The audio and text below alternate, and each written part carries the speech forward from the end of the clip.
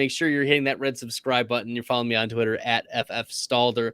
And as I mentioned, Andy Dalton, quarterback 18. He gets Baltimore Monday night, and Dalton's coming off 17 fantasy points, which was his second best outing fantasy-wise on the season. His first, of course, against Arizona, where he threw for 4 passing touchdowns, 361 yards.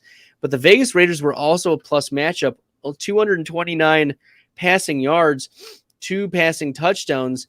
He finishes the quarterback 18, but with 17 fantasy points, which would usually put him at like quarterback 10 to 12 on most weeks. It's just that last week all the quarterbacks exploded. So against the Baltimore defense, in Monday night that gets Bowser back, they get Njoku back, they get Roquan Smith now added to the mix. This is going to be a tough Baltimore defense for Andy Dalton.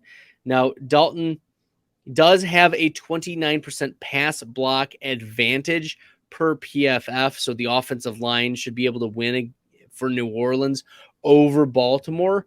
But I wonder how, that second tier, the linebackers and the secondary are going to hang around with Andy Dalton.